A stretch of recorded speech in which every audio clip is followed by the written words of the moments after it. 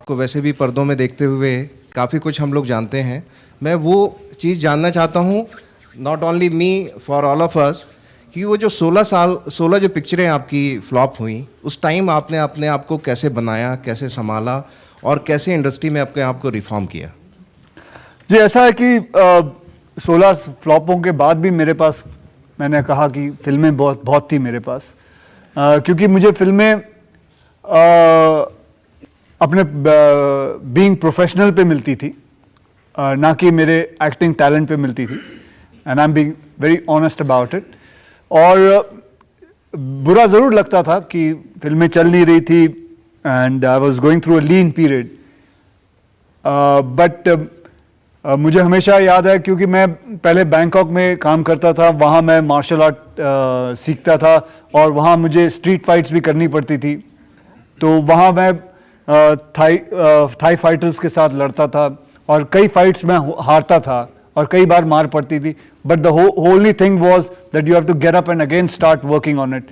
सो उस चीज़ को दिमाग में रखते हुए मैं बढ़ता गया एंड ये भगवान का शुक्र है कि मुझे फिर अच्छी फिल्में मिल गई और काम करते रहा एंड मुझे कामयाबी मिली। That's it.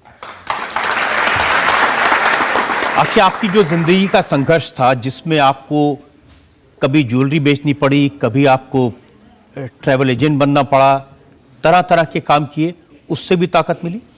कुंदन की ज्वेलरी बेचता था, बॉम्बे से ले जाके, सॉरी दिल्ली से ले जाके, लाजपत मार्केट से ले जाके बॉम्बे में बेचता था। फिर कलकत्ता में मैं एक स्पॉट बॉय था, वहाँ एक ट्रैवल एजेंट के अंदर।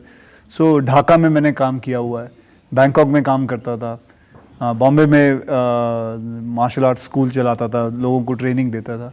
सो वो संघर्ष मेरा काफ़ी रहा। कभी सोचा भी था कि फिल्म स्टार बनेंगे, इतने बड़े सुपरस्टार बन जाएंगे? नहीं, कभी नहीं सोचा था सर। ये एक बहुत ये कभी नहीं सोचा था। बस एक बार याद है, गुस्से में अपने मेरे पिताजी ने मुझे एक चांटा लगाया था और कहा था, क्यों मैं पढ़ने में इतना अच्छा नहीं था, तो बेटा पढ़ेगा नहीं तो क्या ज़िंदगी में तू क्या बनना चाहता है? तो मुंह से निकल गया था कि हीरो बनना चाहता हूँ। वैसे कभी सोचा नहीं था। एक वो कहते हैं, हम जो विश्वास करते हैं, मुंह में सरस्वती बैठी हुई थी, शायद वही हो गया होगा मेरे साथ। और ये भी मुझे पता चला कि जिस दीवार के आगे खड़े होकर पहली बार आपने फोटोशूट कराया था, अब उस दीवार के पीछे वाला घर आपने खरीद लिया। हाँ जी, वो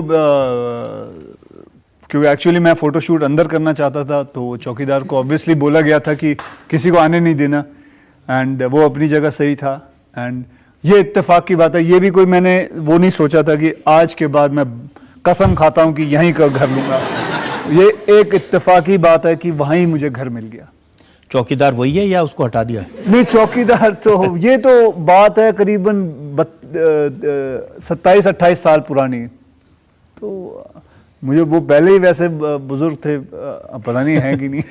तो बहुत सारे इत्तेफाक हुए। ये भी इत्तेफाक था कि राजेश खन्ना के पास आप काम मांगने गए थे। हाँ जी, मांगने गया था और वो आपसे बिना मिले चले गए थे? नहीं, बिल्कुल नहीं जी, वो बिल्कुल मिले थे।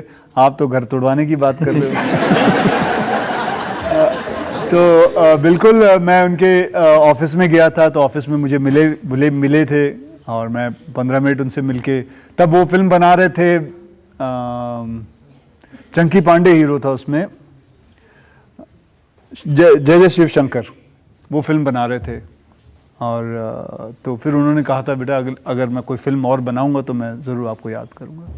लेकिन तब ये नहीं सोचा था कि आप उनकी बेटी से शादी हो जाएगी? नहीं जी, बिल्कुल नहीं सोचा था। ये तो कौन सोच सकता है? अगर जिसने सोचा होगा तो वो तो भैया भगवान है, मेरे सामने पहले आ जाए। किस्मत ने आपको यहाँ से यहाँ तक पहुँचाया? हाँ जी, किस्मत नहीं पहुँचाया, माँ बाप के ब्लेसिंग ने पहुँचाया जी। और मेहनत ने? मेहनत तो बहुत ज़रूरी है, लेकिन मुझसे कई बार लोग पूछते हैं कि मेहनत ज़्यादा ज़रूरी है या किस्मत।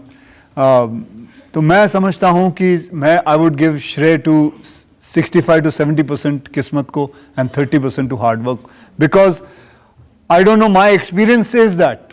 क्योंकि मैं इंडस्ट्री में स्टूडियो के अंदर कितनी बार जाता हूं तो मेरे से कई गुड लुकिंग लड़के खड़े होते हैं और वो कब से खड़े होते हैं और वो कोशिश कर रहे होते हैं, मुझसे अच्छे एक्टर हैं, मुझसे अच्छे डांसर्स हैं, लेकिन उनके पास एक चीज़ की कमी है, वो किस्मत की।